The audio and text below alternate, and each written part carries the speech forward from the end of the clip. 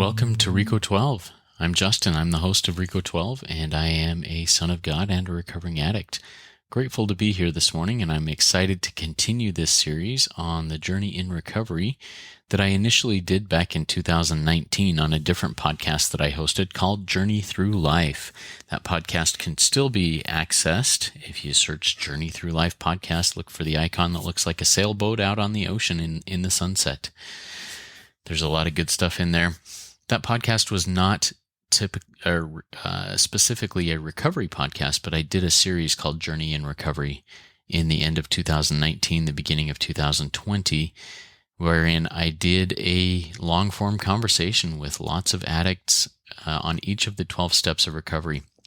And in that process, I gained brand new insights and new ways of thinking about recovery. It was very powerful to me. Anyways, and we're continuing that process and that series for the next couple of weeks. By the way, happy Hanukkah. That started yesterday. To those who celebrate and observe Hanukkah, and Merry Christmas and Happy Holidays to all the rest of us as we go throughout this season here.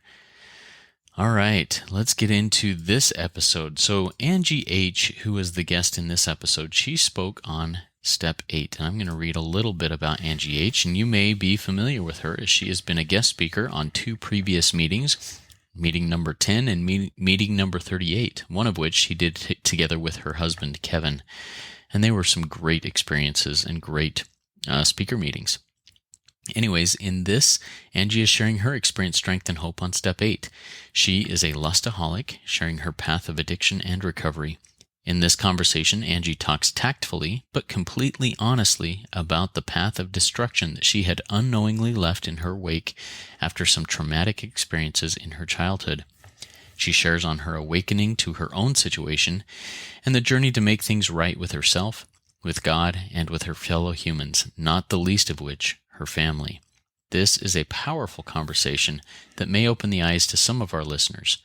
Lust, sex, and other related addictions are not a men-only issue, and I am grateful that this stigma is being broken down as it is a positive thing for all people to start to remove the stigma of all addictions, including sexual addiction. All right, so let's do a little bit of business here. If you find meaning and value in RECO12, please consider rating and reviewing us in the podcast platform of your choice. Consider donating. You can donate at the links that will be in the show notes, and just share this message with others. Practice these principles in all your affairs. Let's get out there and work our 12th step with all that we do. And if RECO12 is a part of your recovery, share it with others. If it works, continue working it. All right, let's get into this conversation with Angie, and I am excited to get at it. Here we go.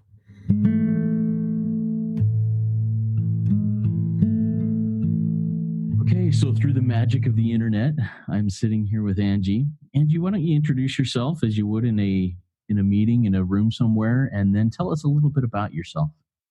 Okay, my name's Angie. I am a grateful recovering sexaholic in Missouri, and I've been sober since March 16, 2015. Well, very good.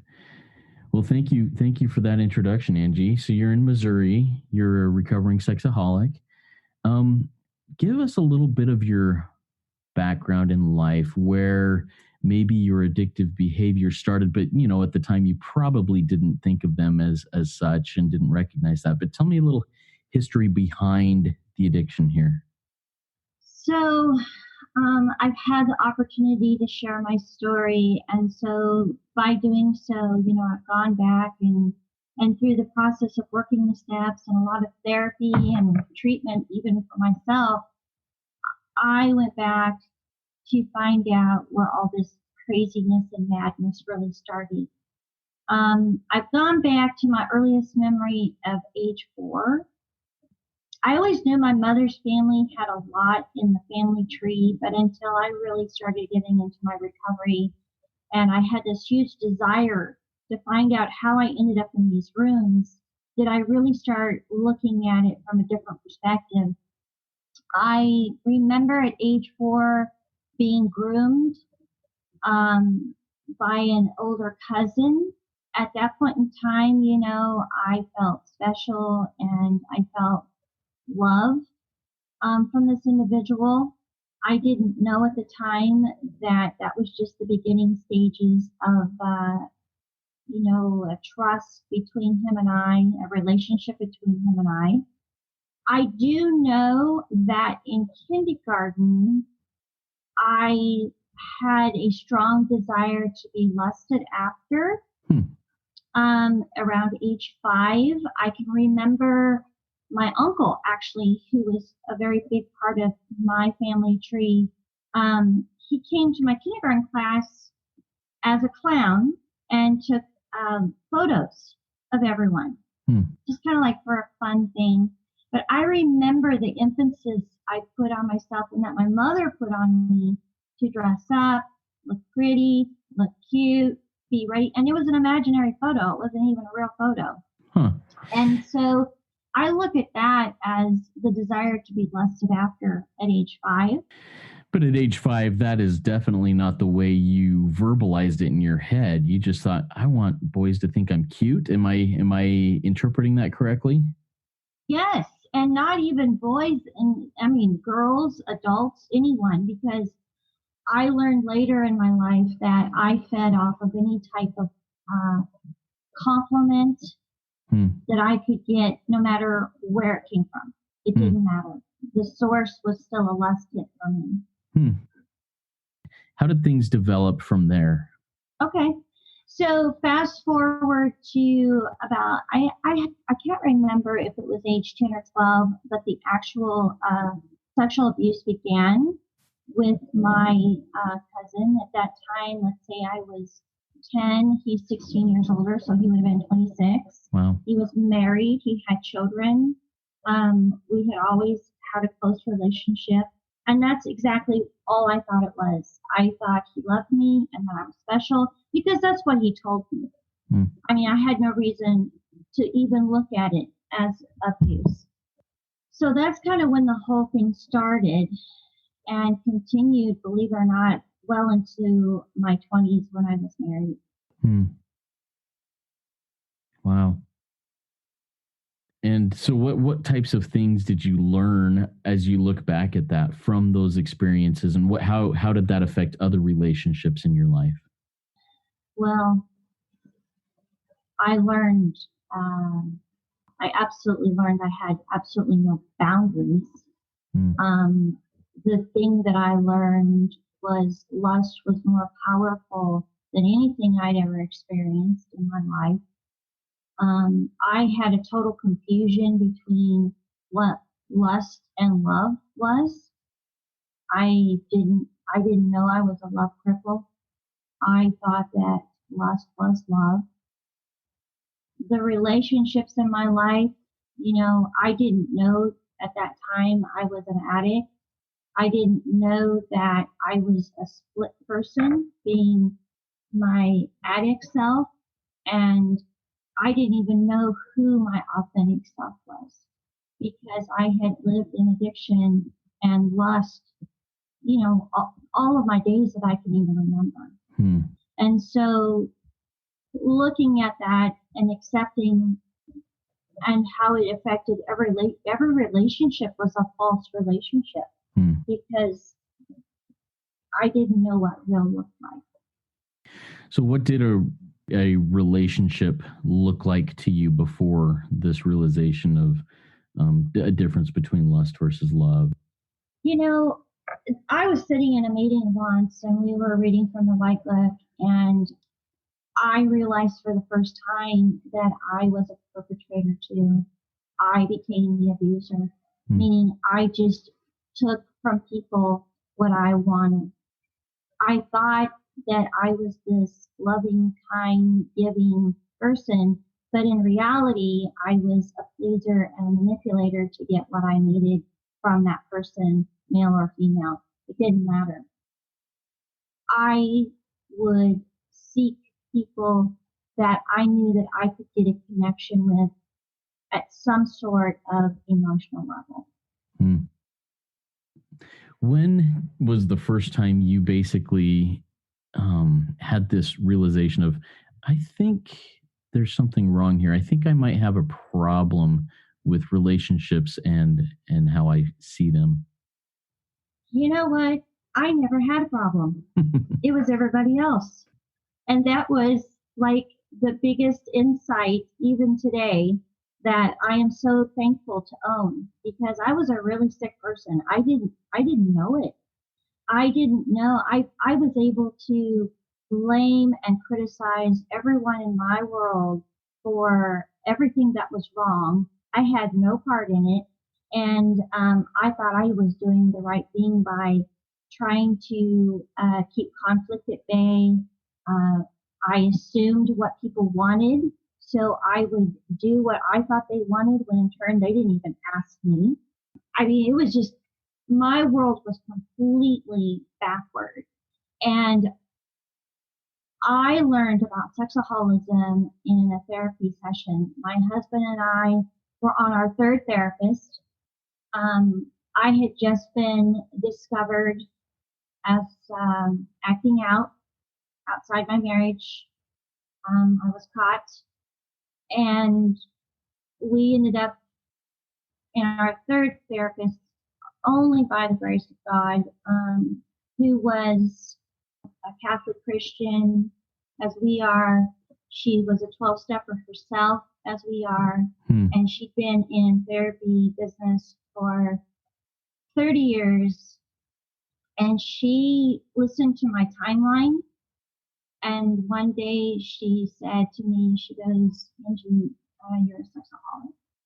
And I mean, that whole deer in the headlight look was like, I don't even know what you're talking about. At that point in time, I didn't even know anyone really in AA. I didn't even know about 12 steps, really.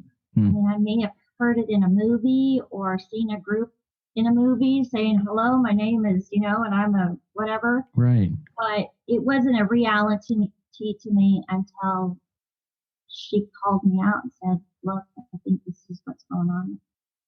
So when she said, Angie, you're a sexaholic, I mean, you mentioned kind of what the emotions were, but kind of the deer in the headlights. Now let's go forward over a day or two later. What are some of the things that are going through your head as you're hearing that echo in your mind? I'm sure you're a sexaholic. How are you dealing with that, and what are your thoughts as you're thinking about that?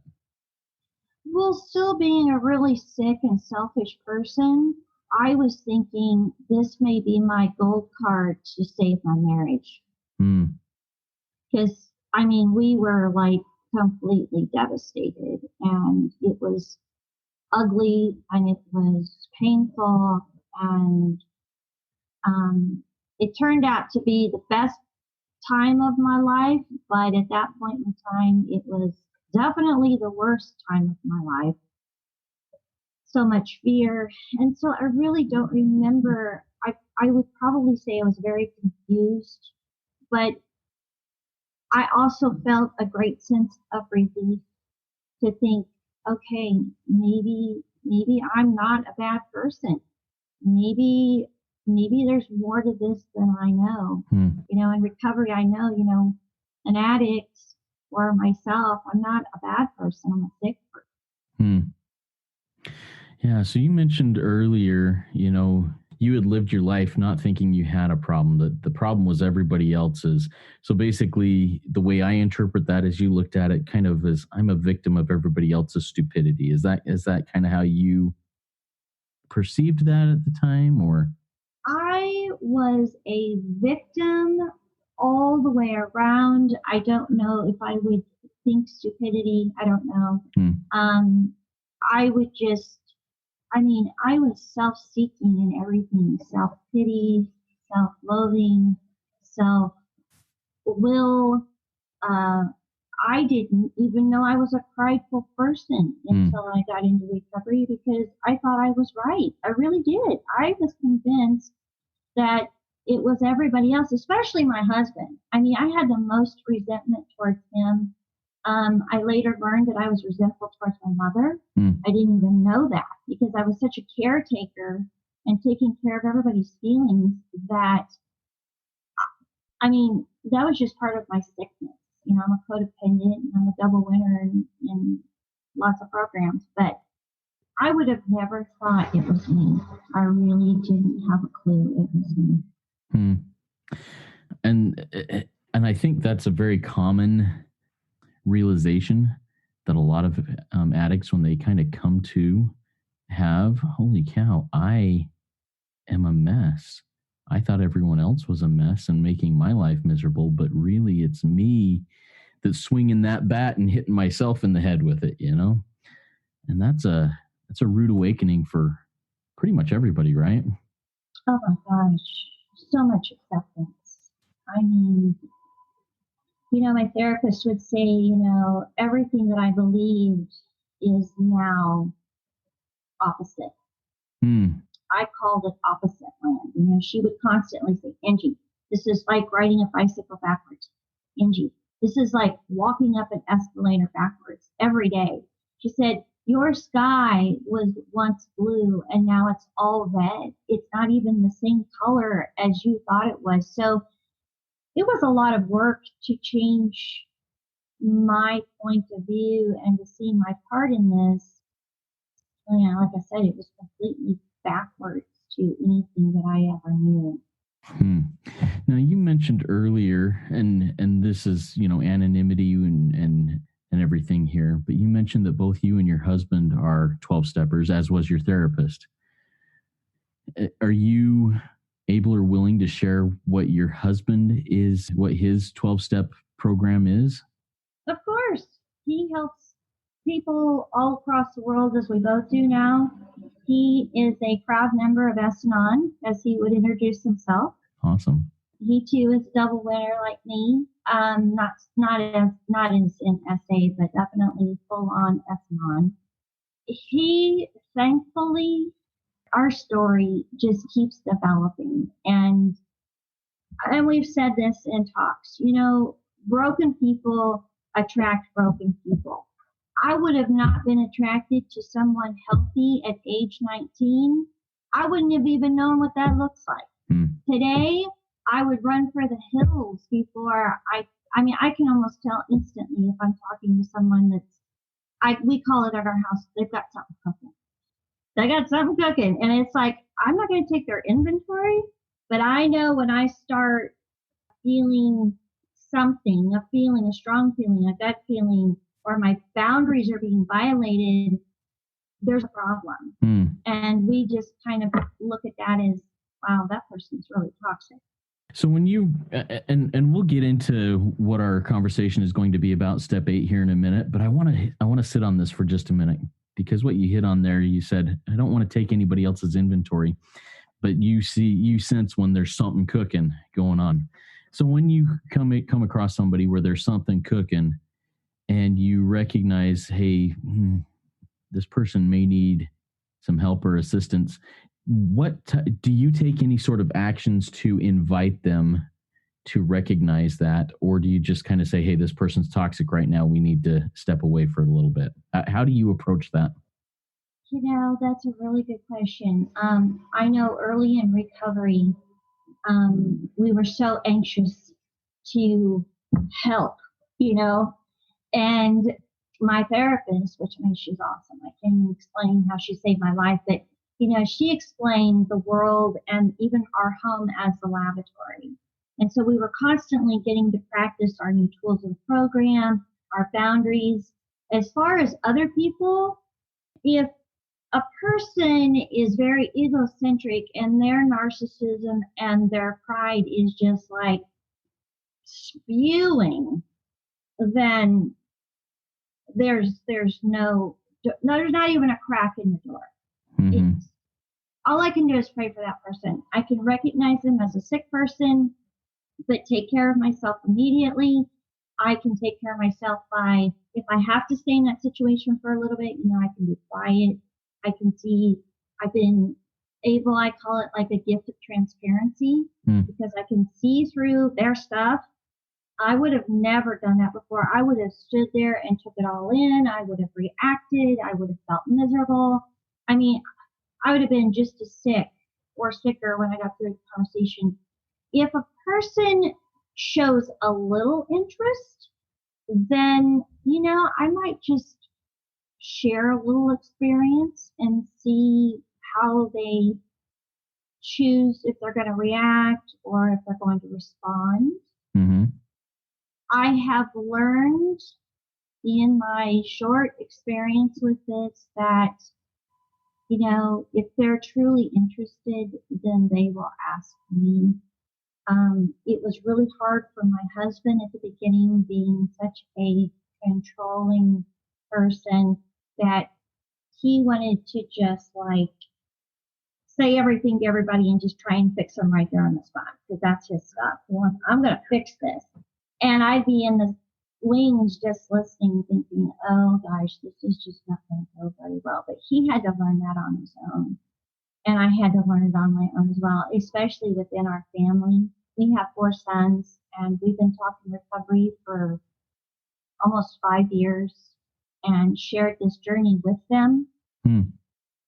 My oldest is 25 now. So they all reap everything that we sowed as addict parents. I mean, I can't even tell you what behaviors are stronger in some of them, because it's such a combination between my husband. Sometimes it's like, well, that's definitely their dad coming out right now, or, oh wow, that sounds just like me.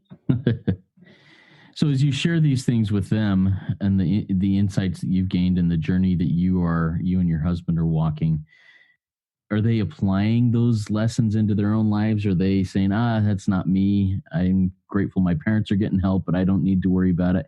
What is their reactions? You know what? We've had so many blessings in our home. I can't even tell you all of them. They knew we were in therapy. And after all of the discovery we went through, all of the defining of my behaviors, I went to treatment. And as soon as I got home, and while I was gone, most importantly, and how this really ties into step 8 is, the harm that I caused.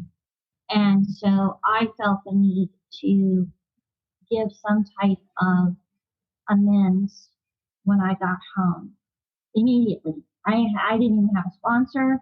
I didn't really even know the steps. I was still in my disease, but I knew that for my own self, I needed to say, some sort of sorry at the beginning. And because I wanted recovery more than anything, I just kept talking recovery in our home, whether the kids wanted to hear it or not. Right. And they were all young adults, and they were all just silently dying in their stuff, just like I was. I mean, our family was dead. It was dead. I mean, it really was dead compared to where we are now. And so if I say too much, they'll tell me. But for the most part, when they saw changes, positive changes in me and positive changes in their dad, they were all on board. They literally want what we have now. What a blessing. Now, willingness sometimes is not always present because they still are young. Right.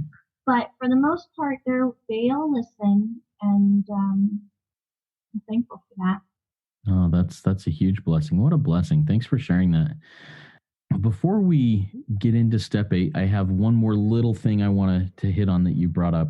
You went into therapy, you went into treatment, and when you got back, you said, I didn't have a sponsor, I wasn't working the steps.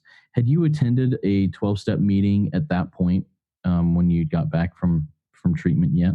Well, it's really interesting because when I was at treatment, every night we were required to go to a meeting. Okay. So I went to a lot of AA meetings. I went to some codependency meetings. And at that point in time, the only meeting they had for sex addiction was, I believe it was SLAA. Okay. So it was a different branch of 12-step. And so when I got home, I mean, I was gone for 45 days, so I'd roughly been to at least 45 meetings. Right. Still didn't have a clue what was going on. ironically, when I got home, because my husband was, so determined to fix me still, he had a meeting planned for us to go to immediately, where he could go to Estenon and I could go to SA. He had a regional retreat lined up for us, for both. He had an international convention lined up. I mean, wow. You want a planner? He is a great planner. I mean, he just planned everything. And it was great because I needed a sponsor. And my therapist said, Angie, you have to have a female and you have to have a sponsor with at least 5 years of sobriety. Okay, I don't know. So the meetings that I've been to were all men. And I'm like, where am I ever going to find a female sponsor? So long story short, I did the other phone meetings because of where we live. We live an hour plus from any type of face-to-face meeting. And I did a lot of phone meetings. I was told to do a 90 and 90, which... 90 meetings in 90 days, correct? Yes, 90 meetings in 90 days, which I recommend to my sponsees. Anyway, we went to Chicago for international. I was still not officially part of SA because I hadn't made a decision. I did have a sponsor. I guess I did. Yeah, I did in the other program. And in that program, you could define your own boundaries. And I know now, and I knew then, that it would be way too easy to manipulate my own boundaries. I mean, I've done that my whole life. And after I went to convention, I wanted what these people had. I saw people with 20 years of sobriety, that they were happy. Like, they were like really happy people. And I'm like, wow, this is amazing. I mean, I was just listening to story after story after story. So I joined SA at that point, and I found a sponsor there. And she's still my sponsor. She lives in a different state. She's helped me immensely. What was since you attended those meetings kind of mandatorily when you were in treatment, I wonder if the first meeting for you was as scary as it is for a lot of others. But tell me a little bit about what you remember about the first meeting you went into. Okay, so I'm a lustaholic. I went into treatment as a full-blown lustaholic. My chemicals in my brain were still a 10. And so I really didn't have fear of anything because I was still living in my disease. I saw it as an opportunity to connect, meet people. That's just being honest. I really didn't have a fear. And honestly, even when I got back home, to walk into a room of 20 men didn't bother me at all. I was more comfortable in a group of men than I was. Now, if you'd have put me in a room with 20 women, I would have been terrified. But because I was still so sick, I looked at it as a connection. That's how I looked at it. And is a connection that maybe you could manipulate or make go the way you wanted it for your own self-serving? Oh, I'm sure. I mean, to be completely honest, to feel comfortable, I learned so many ways to survive my life through using lust, that would have just been another form of survival, knowing that I'm going into a situation, but knowing also, because fear was my number one character defect. I mean, that's what fueled everything in my life. And so if I had to walk into a scary situation, which that would have been, but I masked it with the lust to serve me, to feel comfortable, and to eventually gain recovery, but initially definitely using. I resonate with that. Okay, so let's start getting into step 8 here. So I've heard people say that steps 4 and 5 are a way to get right with myself, to start seeing myself for who I really am. Steps 6 and 7 are to get right with God, to understand my character weakness, to be willing to give them up to Him and then be willing to follow Him and have Him take those things away.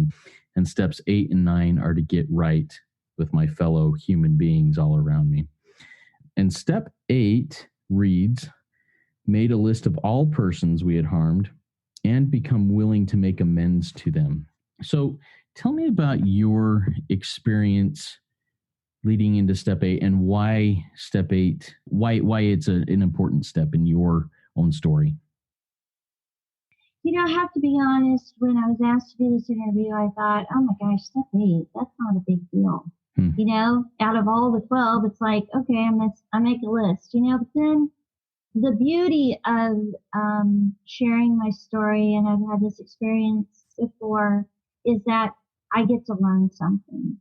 And so I really went back and started thinking about step 8 and really what that looked like to me, and also the work that I have yet to do for step 8. When I first started my steps, the idea of making amends, going on to step 9, I'm jumping forward a little bit, was absolutely terrifying. I haven't met anyone yet in program that they're not scared to death of step 4 or step 9. So, but I thought, making a list and after working the other steps, it wasn't hard to make that list. And I just wrote down anyone and everyone. And then when it got down to it and I learned more, I went back and revised it to the ones that I felt I caused harm to. Yeah. So the making of the list is definitely one part of it. And the second part to me that for me is the hard part of step 8, and became willing to make amends to them all. That's the tough part. And I think that's where some people get tripped up and like, well, I've got this list of people that I've done harms to, but I sure as heck am not willing to make amends with this person. That person harmed me way more than I harmed them. Do you have any experiences with something like that, and how maybe you overcame it or are working on overcome that, resentment towards that one person maybe? Thankfully, where I'm at today is I know that person is a sick person. So I can, pull out the big book and pray for that person, which I have. They say, pray for that person, everything that you want for yourself. Now, rewind, let's say a year or two ago, whenever I was thinking about doing all this and was working on it. It is a big deal. It is a really big deal to think about all the harm that I feel was caused to me, but yet it's going to give me freedom from guilt and shame and any kind of bondage to be able to go to another person. And I think the thing that really helped me was with my sponsor. She was like, Angie, she says, this is not about listing everything that you did wrong. You don't go into detail. What's important here is this is for you. This is a cleansing for you. And this is to allow yourself to say, basically, I was wrong. And when I started breaking down what I needed to do at that level, then it wasn't as scary. And I have a couple of experiences. One I made an amends to. He was on my list. This thing had haunted me since I was a freshman in high school. Just 40 years ago, a long time ago. And I would see this person every now and then because I live in the same community. And every time in my back of my mind, I kept thinking the harm that I caused that person. So I was just new in program and I saw him and I thought, you know what, I'm just going to do it. I know it's going to, I don't have time to even talk to my sponsor about this. It was like an impulse thing. And, I didn't do it, and there is no perfect. I know that. And I went way into too much explanation because I didn't know that I was just to say, I was wrong. I would like to make an amends. Will you accept my, type of amends and making? And so at first he was like, oh, it's okay. And he just laughed it off. I mean, we were kids. But then the more we talked about it, the more he got into depth about what really happened from that situation. And so for me, it was a full cleansing. It turned out, I fully believe that, nothing happens in God's world by mistake. And so I had the opportunity to do that. And I feel that that was a blessing. I have tried to make an amends while someone was ambushing me, and that did not go well at all. Mm. And I learned from that she is one of those toxic people. She's very sick. And so I learned from that there is no way I can make an amends to her in any form other than the form of prayer until she's either seeks help herself, gets in recovery, because it was all still my fault. And honestly, I didn't even get any peace from it all. I mean, this was like 2 years ago this spring, and it was not a good thing. And it kind of happened. It wasn't prepared, but I was backed in a corner, and I thought, you know what, I'm just going to make amends. Well, and my therapist would say, Angie, something about making amends and putting people on your list. I cannot have an expectation. I can't have an expectation that, number one, that they're going to listen, that they're going to hear me, that they're going to even accept what I have to say. So in those cases, that's causing more harm. Right. My wife has a saying that is basically scripture now in our house. Expectations are nothing more than predetermined resentments. Amen. It's going into anything with an expectation of how this person's going to react or respond or fulfill whatever my expectations are. I'm always going to walk away disappointed or with something, and that disappointment brings resentment into my life. And if I set the expectation, that resentment is not that person's fault who fell short of my expectation. It's mine for setting the unrealistic expectation. So I love that. We have the thing around here, when I'm disturbed, it's me. That's how I roll now. And it's given me more freedom probably than anything else. Well, it'd be in my top 5 of this program, the things that I've been given. And, something else I wanted to touch on with Step 8, if it's okay, is that absolutely. Originally I didn't put myself on the list. And so when I realized I was going to be talking about Step 8, I've had some real insightful looks at why my name needs to be on it, the harm that I caused them. So what was that experience like to, one, put your name on that list, and 2, how did you go about making amends with yourself? Well, to be honest, I think that's going to be kind of a lifelong process, because I have new awarenesses. I love Vision for You, and it says, God will divulge more to you and to us when we're ready. Mm-hmm. And that has been my case all along. I didn't know that at the beginning. How did it feel? Being a shame-based person my whole life and working on shame. It probably took me 2 years to work through all the shame I had. It still is very humbling. It's a very humbling feeling to put my name on the list. Still a lot of emotion around it. The ways in which I need to make amends to myself or to look back would be a lot of actually my dependency behaviors. Mm-hmm. For example, having absolutely no boundaries. I had no boundaries. I wasn't raised with boundaries. I cried in my therapy when my therapist said, Angie, you need boundaries. And I'm like, why do I need boundaries? If everybody else would just do what they're supposed to do, why do I need any boundaries? That's been one of my greatest gifts. Saying yes to things when I really meant no. I actually wrote down some things. Yeah. Avoiding people's emotions, especially if they were angry or me reacting and not responding. That's extremely harmful. I had no idea what self-care looked like, and I'm still working on it. living in fear all my life, afraid to speak up, afraid to do anything. I knew how to control through manipulation and pleasing, but I didn't know what it meant to be able to say what I needed. Because those are harmful behaviors to me and to my family. Just stuffing my feelings. I was frozen for my entire life.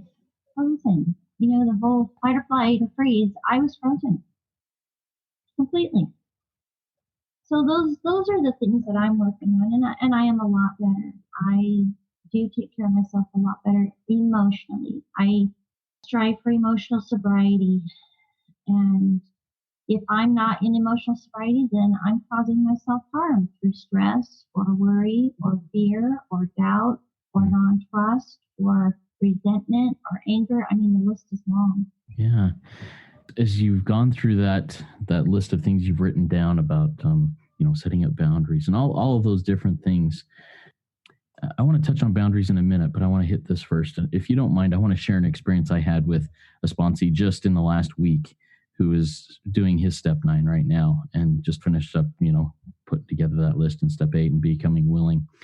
And he is one who put his name at the top of that list.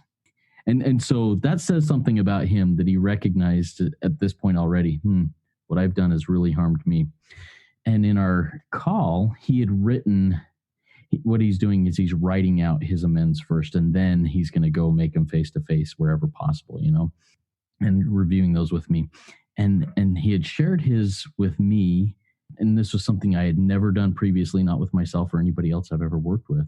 I said, "Hey, are you where there's a mirror in the room you're at?" And he goes, "No, but I can go get one." Anyways, I said, "I want you to look in that mirror and read that amends letter to yourself as you're doing this." And the result was powerful. It was powerful. And afterwards, he shared how the person he saw at the beginning of reading that letter, even though he'd already written it and read through it himself, when he looked at himself and told himself those things, the person he saw in the mirror looking back at him changed from the beginning of reading that letter to the end. It changed into a much better, happier, lighter, godly person than what he saw even before he started reading it. And it was powerful. Man, it had a huge effect on me. And I think I'm going to start, I've got to do that myself now, I think, and then start recommending that to others that I work with. Have you ever done something like that? No, that is powerful. And I'm just sitting here thinking, I don't even know if I'm ready. Yeah. I would really have to really pray for, I want that. I want that freedom. I do. And like I said, I work through a lot of shame. So I feel thankful for that. But it's all of these things are the root of my disease. It's the why. It is the why. My character defects, of course, but all of these things justified my behavior. Yeah. Well, is there anything else there that you want to touch on before I jump over into boundaries? Because I want to talk a little bit about boundaries, and I know they don't have a ton to do with step 8, but I really want to hit on this right now. Okay. No, if I do, we can catch it up later. Yeah. So boundaries. And I think so many people that walk these paths that we walk are the same way. You know what? I can't have boundaries because that makes me a mean person. And if I'm a mean person, then I'm not going to be able to manipulate, whatever it is that drives us to want to be accepted by others. How is that thinking of, if I have boundaries, I'm going to be a mean person and others won't like me? How is that damaging? And then how do we go about establishing boundaries when we have had none for our whole lives? That's huge. You're right. As a spouse, I would have thought boundaries would have caused rejection. And my ultimate thing is being not enough. So that would go into unlovable, unworthy, expressing a need as a boundary would have, it's still scary to ask for something I need, even though it's a boundary. It really is. I mean, when it gets down to it, nearly everything can be some sort of a boundary. Like I said earlier, I mean, I had no boundaries. No boundaries. In fact, when I was at treatment, we did this boundary exercise where we people stood in a line on one side and people faced us, let's say 10 feet away, facing us, and we were supposed to walk towards each other. And when you felt like that person was crossing a boundary, then you needed to stop that person. Hmm. Well, I never got there. That person was like touching me, is how the lack of boundaries I came from. So to establish boundaries, I will tell you, I've been working on it for 5 years. Hmm. And to establish them, I did a lot. I had to learn what they were first. So what are boundaries? Define that for me real quick. Well, my favorite boundary that makes sense to me is where, and I can use this as for my husband, like, where does my stuff start and stop? And where does his stuff start and stop? Okay. And that could be, verbally, any type of communication. Our communication boundaries were by far the worst. We didn't have any. Hmm. I mean, I could do a whole segment on communication because we just did not have any. And so, reading about them and I probably spent 2 years of fighting them. Like I said earlier, why do I need them? If he would just change or she would just change, I'm fine, right? The whole lenses in the backwards story, in the big book where my lenses were completely backwards. Establishing boundaries. One of the things that we learned was to envision standing in a hula hoop.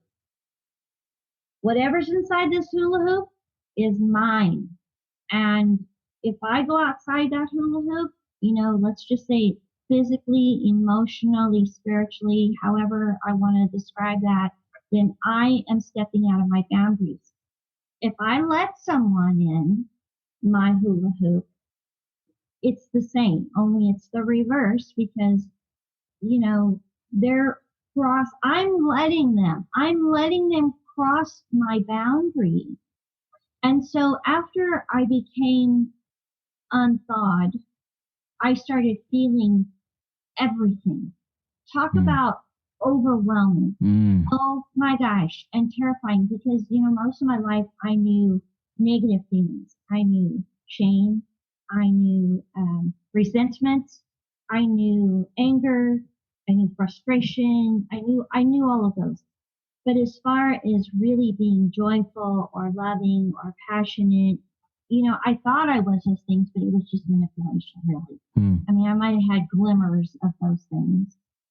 I mean, I know I really love my children. I knew how to feel that sort of love. But anyway, when I started unthawing and feeling is when my boundaries really started kicking in because I started to become disturbed. And so that whole when I'm disturbed, it's me, and from the big book, that's when I really started making progress because I did not want to feel anything negative anymore because I'd experienced serenity and I'd experienced happy, joyous, and free. Now we're talking a long period of time. That was a lot of work. I mean, everyday work to get to a place where, oh, I'm feeling angry right now. Why is that? And what do I need to do to take action? Where's that coming from? And so, honestly, as I'm thinking about this, going back to my core emotions and my core roots of why I acted out, like we talked about earlier, would be the basis on where my boundaries need to start. Thank you for sharing that. And those, I really appreciate your experience in that. That's something that is meaningful and timely in my own home right now with these boundaries. It's a topic that my wife and I and our children are talking a lot about a lot lately. So I appreciate your additional insights, and I'll be sharing some of these things with them as we continue these conversations. So I have 2 or 3 more set questions, but before I get into those, do you have any other thoughts on step 8 that you feel is really important to share with anybody out there that may be listening? Well, I read this and it said, I didn't realize I'd harmed myself more than anyone else. I thought that was very true. And something else I read was to make amends to myself, I had to change all my behaviors, taking the next right action, allowing other people their anger without reacting to it.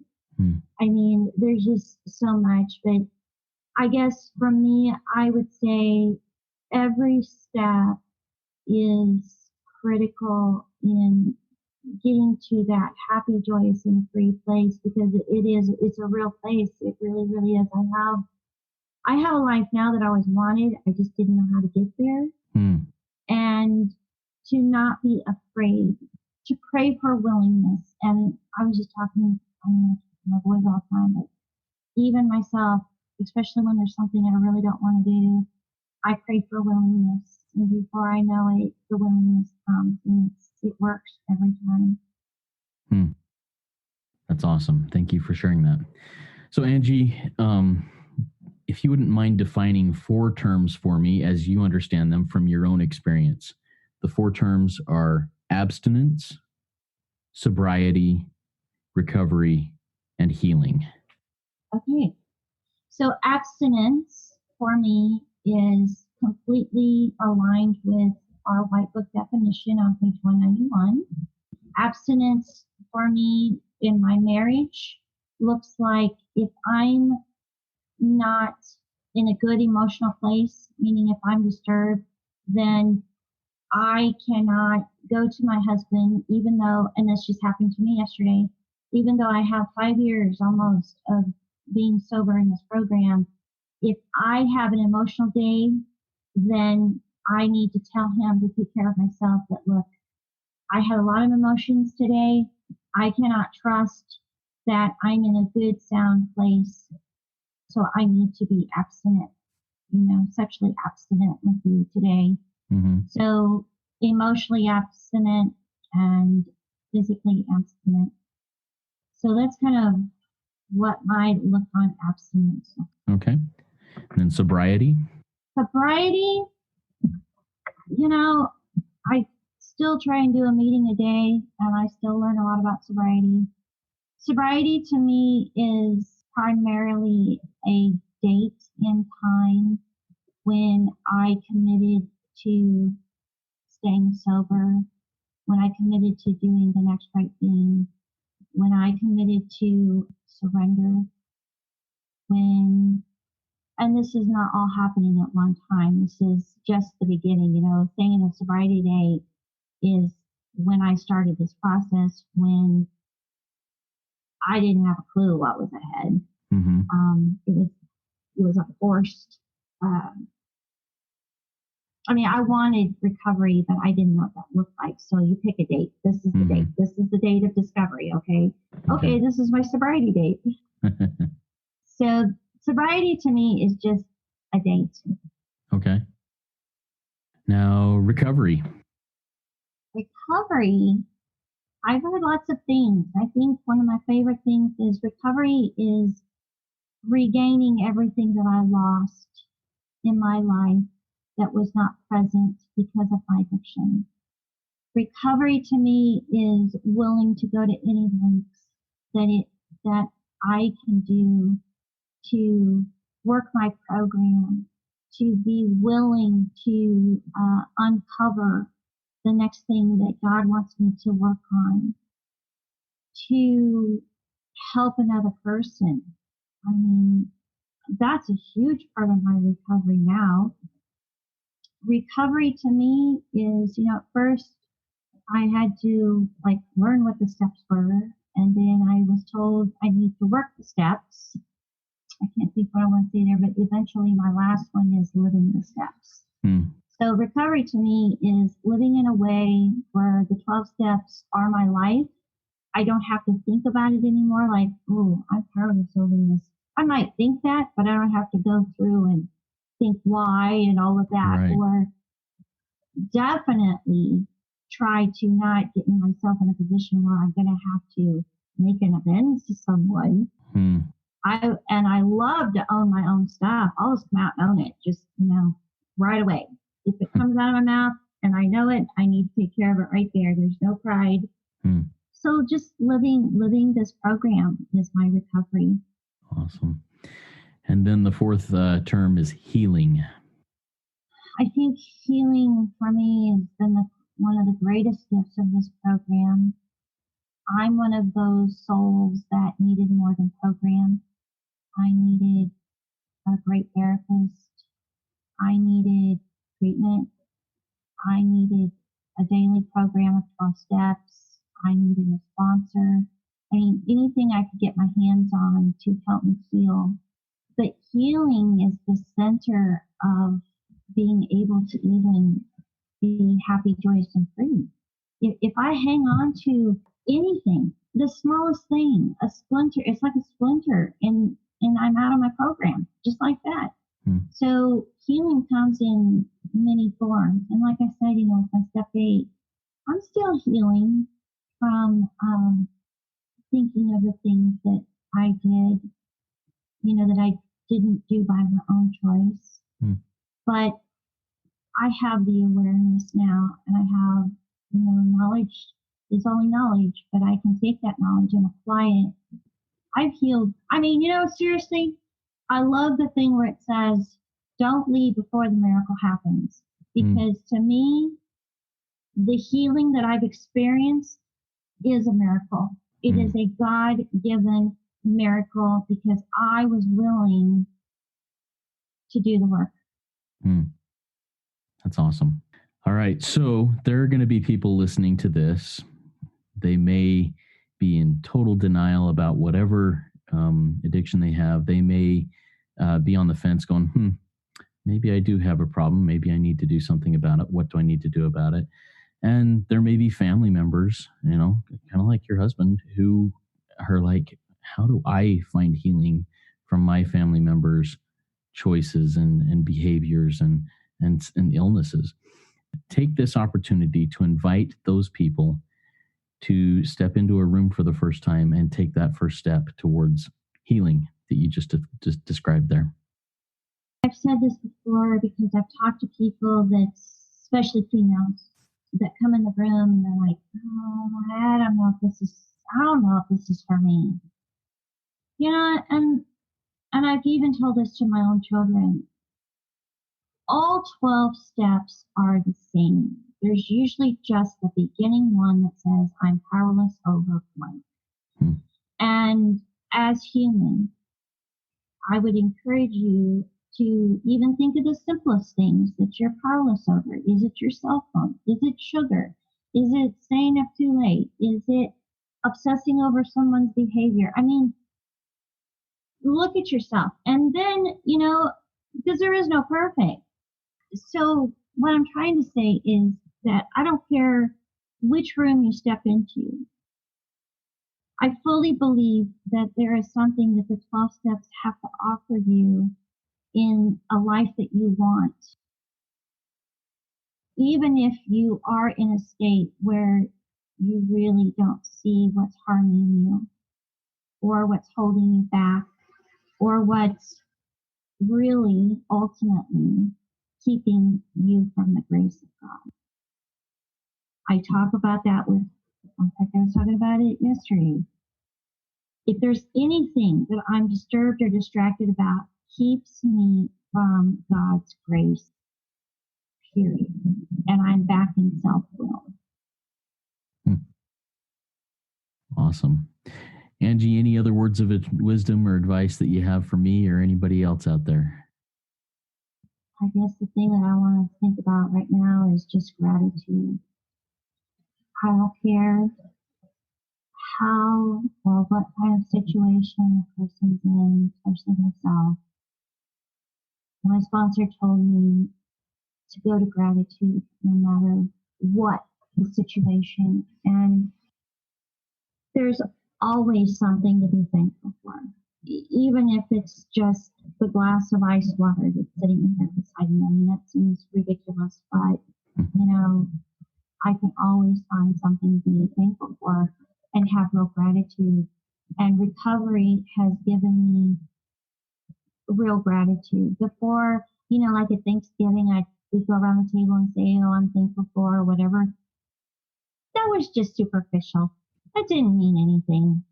I'm thankful that it's Thanksgiving. I'm thankful there's turkey on the table. What I know now is I can experience and feel real gratitude. I'm thankful to know what it feels like to be thankful. And I would have never known that had I not been in despair and hit off. So no matter your situation, always look for gratitude. Awesome. Thank you so much for sharing your experience, strength, and hope, Angie. This has been amazing. Thank you, Justin. Well, there you have it. Angie, thank you once again for the great share, for your insights on Step 8, and sharing your experience, strength, and hope. As we continue this series in RECO12 over the next couple of weeks, we look forward to hearing more about Steps 8, 9, 10, 11, and 12 from future guest speakers or future people that I interviewed. We will be back at our live meetings every Friday at noon Central Time starting January 6th with Robert P., who will be sharing on his experience, strength, and hope on the difference between being lonely and being alone in recovery and in addiction. What a beautiful thing that'll be to kick off the year 2023. And once again, if you find value, share this with others. Rate it, review it, donate. Get out there and share what works for you. Anyways, I'm so grateful to you, the listening audience, for the interaction that we have. We have a WhatsApp group. If you wish to be added there, you can send an email to send an email to RECO12pod, RECO12pod @gmail.com, and get in on that community and participate in this active community. You can join our Facebook group. All that information will be in the show notes. And if you need to get on the mailing list, go to RECO12.com, RECO12.com, and join us there. Looking forward to seeing you back in the next episodes and soon when we get back to the live meetings. Have a good one. And remember, there is one who has all power. That one is God. May you find him now. Keep coming back. Let's trudge this road of happy destiny together.